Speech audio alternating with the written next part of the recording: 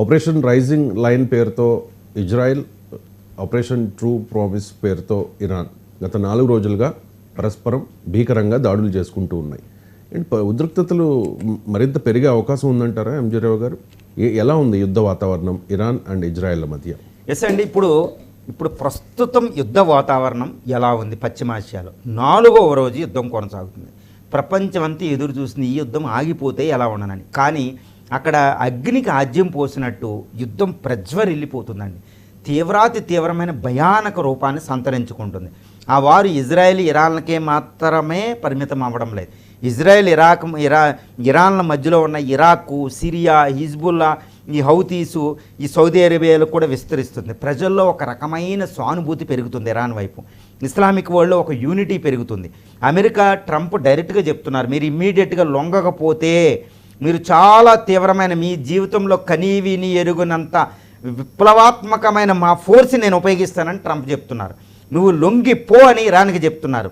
Iran ఏం చెప్తుంది? నీకు చేతనైతే చేసుకో, నేను లొంగను, నేను యుద్ధం చేస్తున్నాను. ఆపరేషన్ ట్రూ ప్రామిస్ 3 ప్రకారం తన యొక్క అమ్ముల పొదిలో ఉన్న బాలిస్టిక్, ఎంతో విస్తృతమైన బాలిస్టిక్, అధునాతనమైన బాలిస్టిక్ మిసైల్ని, డ్రోన్లు, అధునాతమైన కామికోజ్ లాంటి డ్రోన్ని, తర్వాత ఫాహెద్ లాంటి మిసైల్స్ని, క్రూయిజు బాలిస్టిక్ మిసైల్ని, షార్ట్ రేంజ్, లాంగ్ రేంజ్ మిసైల్ని ఇరాన్ మీద వేస్తుంది.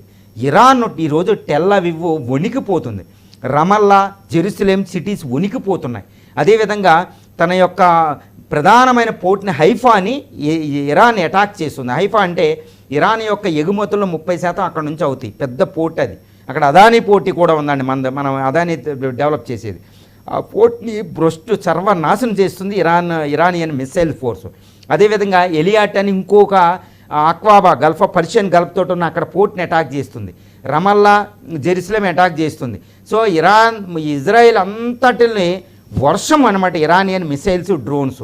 అక్కడ ఐరన్ డోమ్ ఫెయిల్ అయింది, యారో మిసైల్ సిస్టమ్ ఫెయిల్ అయింది, బరాక్ అనేది ఆపలేకపోతుంది. సో ఇరానియన్ ఏం చెప్తుందంటే ఇరాన్ గవర్నమెంటు, ఇజ్రాయలీస్ మీరు ఆయుధాగారాలు ఇవి ఉండే ప్రాంతాలని ముందు వేకేట్ చేయండి, మీరు చనిపోతే నాకు సంబంధం లేదని చెప్తుంది. ఇప్పుడు ఇజ్రాయెల్ ఏం చేస్తుంది? ఇజ్రాయెల్ కూడా ఏం చెప్తుంది? మీ టెహరాన్ దగ్గర ఆయుధాగారాలు, ఈ పక్కన ఉన్న ప్రజలు మీరు వెళ్ళిపోండి, మేము మిమ్మల్ని అటాక్ చెయ్యం అంటే టెహరాన్లో ప్రజలు ఖాళీ చేస్తున్నారు. టెహరాన్ ఈరోజు చూస్తే, మీరు పేపర్ విజువల్ చూస్తే, టెహరాన్ నుంచి ఒక పెద్ద 10 లక్షల పైగా పట్టణం, జనాభా ఉన్న పట్టణం నుంచి ప్రజలందరూ బయటికి వెళ్ళిపోతున్నారు విలేజ్లకి. ఎందుకంటే అక్కడ అటాక్ చేసేస్తారని భయపడిపోతున్నారు. అదేవిధంగా టెల్ అవీవ్, ఇజ్రాయెల్లో కూడా రమల్లా, పెద్ద పెద్ద ప్రాంతాల్లో పట్టణాల అపార్ట్మెంట్లు ఖాళీ చేయడం మనం చూస్తున్నాం, ఎక్కడైతే అటాకులు అయ్యి ఉంటాయో. So Israeli people, Iran people దడదళ్ళు ఆడిపోతున్నారు. ఒక దేశం నువ్వంటే నువ్వు అన్నట్టు పోరాడుకుంటున్నాయి. తర్వాత ఇప్పుడు ఇంకొక ట్విస్ట్ ఏంటంటే, ఇప్పటివరకు వీళ్ళు హౌతీసు, యెమెన్లో ఉన్న హౌతీసు 1000 కిలోమీటర్ల నుంచి నిన్న 2 హైపర్సోనిక్ బాలిస్టిక్ మిసైల్ని ఇజ్రాయెల్ పట్టణం మీద వేయడం జరిగింది. సో హౌతీస్ రంగంలోకి వచ్చారు. అంటే ఏంటి? గల్ఫ్ ఆఫ్ ఇక్కడ ఆఫ్రికన్ హార్న్ దగ్గర, వీటి దగ్గర అరేబియన్ సీలో ఆయిల్ని వాళ్ళు వెళ్ళనివ్వరు. హౌతీస్ రీసెంట్గా అమెరికా వాళ్ళ మీద యుద్ధ విమానాలు కోల్పోయింది. ఎయిర్ క్రాఫ్ట్ క్యారియర్ అటాక్ చేశారు. వాళ్ళు శక్తివంతంగా ఉన్నారు అన్నిటితో. ఈ హౌతీస్ అటాక్ చేస్తున్నారు, వాళ్ళు అశాంతి క్రియేట్ చేయగలుగుతారు. అది ఇప్పుడు ఇరాన్ ఏం చెప్తుంది? ఇరాన్ ఇక్కడ రిపోర్ట్లు ఏం చెప్తున్నాయి అంటే, ఇంకా యుద్ధం 1-2 రోజులు కొనసాగితే ఈరోజు రేపు ఇలాగే ఉంది.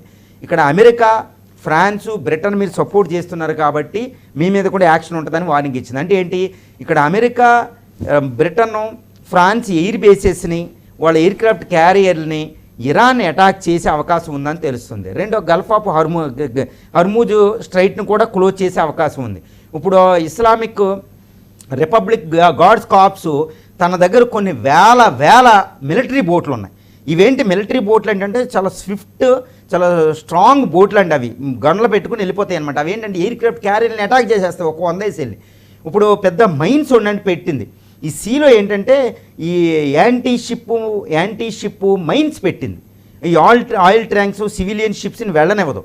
సో గల్ఫ్ ఆఫ్ హర్మూజ్ని క్లోజ్ చేసేస్తాయి. అది హిజ్బుల్లా ఒకటి వచ్చింది, అక్కడ హమాస్ అటాక్ చేయబోతుంది, ఈ హౌతీస్ అటాక్ చేస్తున్నాడు. అంటే ఇరాకీ ప్రాక్సీస్ వారిలోకి వచ్చేసినాయి అనమాట. అంటే ఇప్పుడు ఐఆర్జీసీ గల్ఫ్ ఆఫ్ హర్మూజ్ని ఎయిర్ బేసెస్ని అటాక్ చేస్తే నిన్న ట్రంప్ అన్నట్టు ట్రంప్ ప్రత్యక్షంగా దిగుతారు. ఇది అసలైన యుద్ధం. అంటే ఇప్పుడు యుద్ధం ఎలా జరుగుతుందంటే, తర్వాత దానికి అగ్నిని యాడ్ చేస్తుంది. ఏ అగ్ని అంటే, ఇప్పుడు ఇరాన్ ఏం చేస్తుందంటే అమెరికాని రెచ్చగొడుతుందండి. ఎందుకు రెచ్చగొడుతుంది? ఇరాన్ యొక్క పూర్తి బలం ఎక్కడుందంటే దాని భౌగోళికతలో ఉంది.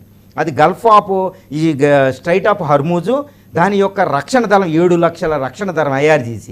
ఇప్పుడు దాకా ఇజ్రాయెల్ అమెరికా ఏం చేస్తున్నాయి, దూరం నుంచి యుద్ధ విమానాల ద్వారా మిసైల్ ద్వారా కొడుతున్నాయి. కానీ ఇరాన్ బలం ఎక్కడుంది, దాని యొక్క భూబలం మీద ఉంది.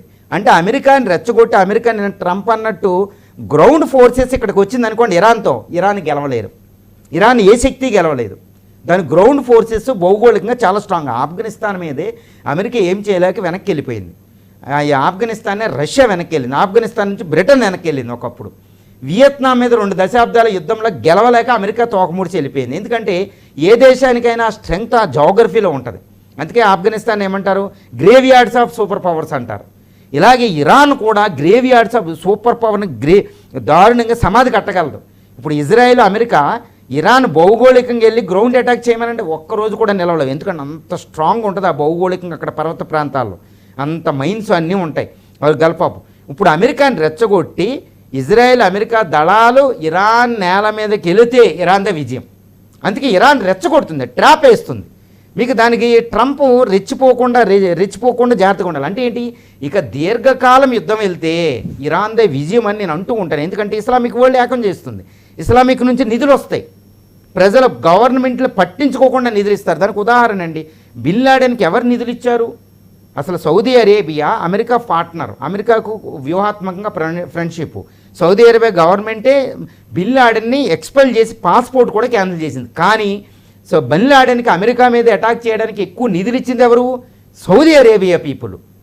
సౌదీ అరేబియా నుంచి ఎక్కువ వస్తాయి, గల్ఫ్ కంట్రీస్ నుంచి ఎక్కువ వస్తాయి. ఈరోజు ఇరాన్కి ఫండింగ్ వచ్చే అవకాశం ఉంది. అంటే ఇరాన్ చూడండి ఎంత వ్యూహాత్మకంగా అది స్టెప్లు వేస్తుందంటే, యుద్ధాన్ని ఆర్పడంలే, ఇజ్రాయెల్ మీద అటాక్ చేస్తుంది. ఎందుకంటే ఒకటే గుర్తుపెట్టుకోవాలి, ఇజ్రాయెల్ ఏర్పడిన తర్వాత 1948 తర్వాత ఏర్పడ్డాక ఇజ్రాయెల్ మీద ప్రత్యక్షంగా అటాక్ చేయగలిగిన దేశం అంత ధైర్యంగా ఇరాన్ మాత్రమే. కాబట్టి ఇరాన్ ఓడిపోతున్నా, బలహీనపడినా ఇరాన్ని హీరోగా చూస్తున్నారు. కాబట్టి ఇస్లామిక్ వరల్డ్ నుంచి విపరీతమైన బిలియన్ డాలర్లు ఇరాన్కి ఫండింగ్ చూసుకుంటుంది. అది ఇస్లామిక్ వరల్డ్ ఒకటి రక్షించగలిగితే అమెరికా ఆంక్షలు పనిచేయవు. సో ఈ యుద్ధాన్ని ఒక మరో ఎత్తు తీసుకెళ్ళి అమెరికాని ఇజ్రాయెల్ ట్రాప్లో దించడానికి ట్రై చేస్తుంది. కానీ ట్రంప్ ఇజ్రాయెల్ రెండు ఆవేశంగా ఆలోచిస్తున్నాయి. ఇరాన్ ఆవేశం మానేసి ఆలోచనగా పనిచెప్పింది. జాగ్రత్త గమనిస్తే కొన్ని రోజుల్లో చాలా విప్లవాత్మకమైన మార్పులు రాబోతాయి. కాబట్టి ఇరాన్ లొంగే ప్రసక్తి లేదు, ఇరాన్ లొంగదు. ఇక్కడ అమెరికా ఏమనుకుంటుంది, ట్రంప్ వాళ్ళందరినీ నాశనం చేస్తే, IRGC చీపుని నాశనం చేసేస్తే ఇంక ఇరాన్ లొంగిపోద్ది అనుకుంటున్నారు. ఇరాన్ ఎందుకు లొంగదంటే, ఇరాన్ బాధపడుతుంటే అంత శక్తివంతం అవుతుంది అది. ఇప్పుడు ట్రంప్ తర్వాత స్టెప్ ఏంటి, ఇక్కడ గ్రౌండ్ ఫోర్సెస్ని దించాలి. అక్కడ ఇరాక్లో దించినట్టు, సద్దాం హుసేన్ పడగొట్టినట్టు. ఎలా దించితే ఇరాన్ ఎవరు ఏం చేయలేరు. అది పెద్ద పవర్ఫుల్ కంట్రీ, దాని ఆర్మీ ఒక రకంగా. ఆ భౌగోళికతలో తాలిబాన్ వెళ్ళి అమెరికా ఎలా ఓడించలేదో ఆఫ్ఘనిస్తాన్లో, అలా ఇరాన్ ఎవడో ఓడించలేడు. అక్కడ తర్వాత అక్కడ ఎల్బ్రస్, జాగ్రోస్ మౌంటైన్ సిస్టంలో ఎవరు ఓడించలేరండి. కాష్పెన్సీ అది ఒక పెట్టని కోట అనమాట. సో ఇదనమాట నెక్స్ట్ ఫేజ్ ఆఫ్ వారికి వాళ్ళు స్టెప్లు వేస్తున్నారు. కానీ ట్రంప్ ఇటు ఇజ్రాయెల్ ఆవేశంగా పోతున్నారు. ఆవేశపడితే అక్కడ ఆఫ్ఘనిస్తాన్లో వచ్చింది, ఇక్కడ వియత్నాంలో వచ్చిన తనులు ట్రంప్ తినబోతున్నాడు. ట్రంప్కి సపోర్ట్ లేదు, ఒక అద్భుతమైన బలం తప్పితే. కాబట్టి ఆ యుద్ధాన్ని విరమిస్తే ట్రంప్కి ఇజ్రాయెల్కి మంచిది. కాబట్టి ఇది ఆపాలి. కానీ ఇరాన్ లొంగదు, ఎందుకంటే తన సావు బతుకులైన పోరాడదు. దానికి శక్తి ఉందండి, అంతర్గతంగా శక్తి ఉంది. పైన దానికి ఏం కాదు, ఎంత పేల్చుకున్నా అది మళ్ళీ పునరుద్ధరించుకోగలదు. చైనా, రష్యాలు వెనకాల ఉన్నాయి, ఇస్లామిక్ వరల్డ్ ఉంది, ఇదంతా ఉంది. కాబట్టి యుద్ధాన్ని ట్రంప్ ఇజ్రాయెల్ తెలివిగా యుద్ధాన్ని జాగ్రత్తగా స్లోగా ఆపడమే లొంగాలి. ఇరాన్ లొంగదు, అలా పగటి కళ్ళ మాత్రమే. ఇది ప్రపంచానికి తెలుసు, భారతదేశానికి తెలుసు. కాబట్టి పెద్ద నేతలు ఇప్పుడు రష్యా, చైనా, తర్వాత ఇండియా, ఎస్పెషల్లీ మోడీ ఈ విషయంలో చాలా జాగ్రత్తగా ఈ విషయాన్ని చేస్తున్నారు. ట్రాక్ టు డిప్లొమసీ మొదలైంది ప్రపంచంలో. దీని వెనకాల సౌదీ అరేబియా, MBS, UAE అమీర్లు వీళ్ళంతా ఈ తెరచోటని ఎంతో విస్తృతమైన డిస్కషన్ చేస్తున్నారని తెలుస్తుంది రెండు దేశాల మీద సయోధ్య కుదర్చడానికి. సో ఇది నిజంగా మనకి స్వీట్ న్యూస్ అనమాట. వీళ్ళందరూ రంగంలో దిగారు. భారత విదేశాంగ మంత్రి రంగంలో దిగారు, S. జయశంకర్ గారు రంగంలో ఉన్నారు. ఈరోజు ఇటు ఇజ్రాయెల్ ఇటు ఇద్దరితో మాట్లాడుతున్నారు. ఇరానియన్ విదేశాంగ మంత్రితో మాట్లాడారు. ఇప్పుడు ప్రపంచంలో ప్రతి ఒక్క డిప్లొమసీ అక్కడ ఉంది, ట్రాక్టివ్ డిప్లొమసీ అంటారనమాట.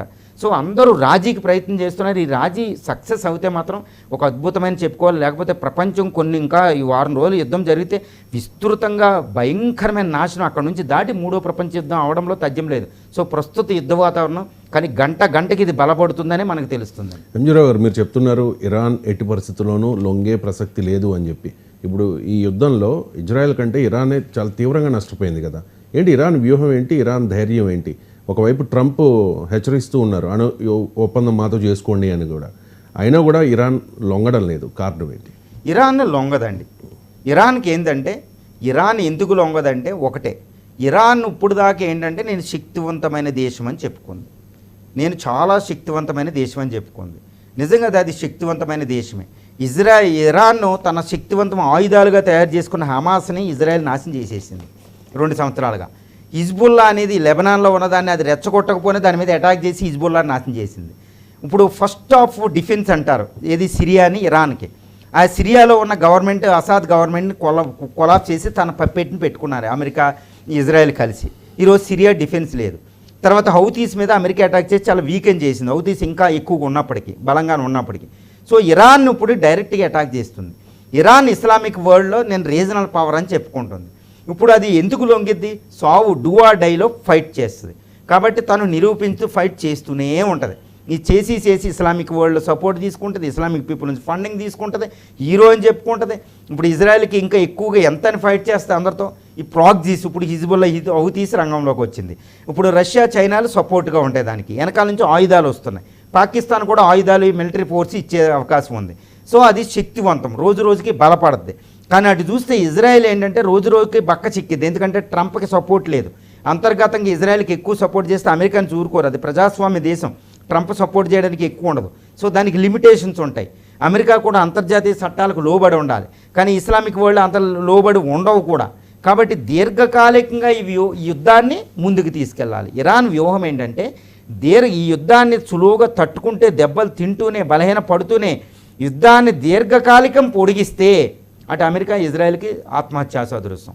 ఇది ఈ ఇరాన్ యొక్క వ్యూహం అని తెలుస్తుంది. ఇప్పటికీ రష్యా చైనా ఆయుధాలు ముబ్బడిగా ఇరాన్ చేరుకుంటున్నాయని తెలుస్తుంది.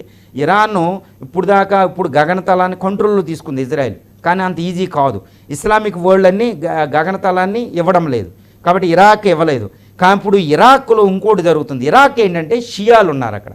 ఆ షియా, ఇరాక్లో ఉన్న ఒక షియా తీవ్రవాద సంస్థ, అమెరికా తొత్తు కాదు, ఈరోజు యుద్ధం ప్రకటిస్తుంది ఇజ్రాయెల్ మీద. సో అంటే ఏంటి, ఇరాక్లో కూడా ఇరాక్ గగనతలం కూడా ఇవ్వరు. సో ఇరాక్ పప్పెట్ గవర్నమెంట్ కూడా అమెరికాకి ఇజ్రాయెల్కి సపోర్ట్కి వెళ్ళదు. సో అంటే ఏంటి, దీర్ఘకాలికంగా యుద్ధాన్ని తీసుకెళ్లడమే ఇరాన్ యొక్క వ్యూహాత్మకమైన అని తెలుస్తుంది. ఇప్పుడు ఇంకోటి ఏంటంటే, ఇలా బలపడితే ఇరాన్ను అణ్వాయుధం తయారు చేయడానికి వ్యతిరేకత కూడా పోతుంది. చూసారా, మా ఆత్మరక్షణ మేము తయారు చేసుకోవాలి అని. ఇప్పుడు అణ్వస్త్రాలను సంపాదించుకోవడానికి లీగాలిటీ దొరికేసినట్టు. చూడండి, ఇజ్రాయెల్ మా మీద అటాక్ చేయకపోతే మేము మాటిందాం, మేము అణు ఒప్పందమే శాంతి చర్చలో మీ దగ్గర ఉన్నాం, 6వ రౌండ్ డిస్కషన్ మేము కూర్చున్నప్పుడు మీరు ఎందుకు అటాక్ చేశారు అని అంతర్జాతీయ చట్టాలకి ఈరోజు ఇరాన్ ప్రాముఖ్యత ఇచ్చినట్టయింది. అంతర్జాతీయ చట్టాలని ఇప్పుడు అమెరికా ఇజ్రాయెల్ ఉల్లంఘించినట్టయింది. సో అంతర్జాతీయంగా కూడా ఇరాన్కి సింపతి పెరుగుతుంది, సపోర్ట్ పెరుగుతుంది, మూడో ప్రపంచ దేశాలు ఎస్పెషల్లీ. సో ఇది ఇప్పుడు ఐక్యరాజ్య సమితిలో ఇరాన్కి సపోర్ట్ అంటే అది మామూలు విషయం కాదండి. సో ఇంత అద్భుతమైన వ్యూహంతో, ఆలోచనతో ఇరాన్ వెళ్తుంటే ఆవేశంగా ఇజ్రాయెల్ వెళ్తుంది. సో ఇరాన్ వ్యూహం ఇక్కడ ఏంటంటే సుస్పష్టం, దీర్ఘకాలికంగా యుద్ధాన్ని తీసుకెళ్లడం, దానికి అనుకూలంగానే పావులు కలుగుతుంది. అంటే ఏంటి, తన బలాన్ని వీలైనంత వరకు రక్షించుకుంటూనే, తన బలాన్ని వీలైనంత వరకు ఇజ్రాయెల్ అటాక్ చేయగలిగే బలాన్ని రక్షించుకుంటూనే ముబ్బడిగా అండర్ గ్రౌండ్లో మిసైల్ డ్రోన్ సిస్టమ్ తయారు చేస్తుంది. ఇటు రష్యా చైనా నుంచి ఆయుధాలు తెచ్చుకుంటుంది. ఈరోజు చూస్తే ఉక్రెయిన్లో కామికోజ్ ఇరానియన్ మిసైల్స్తోనే ఈరోజు పుతిన్ ఉక్రెయిన్ మీద అటాక్ చేస్తున్నారు.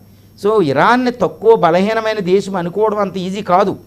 ఈరోజు నిన్నటికి నిన్న ఉక్రెయిన్ కర్స్క్ రీజన్లో ఇరానియన్ డ్రోన్ ద్వారానే పుతిన్ అటాక్ చేశారు. పుతిన్కే డ్రోన్లు ఇవ్వగలుగుతుంది.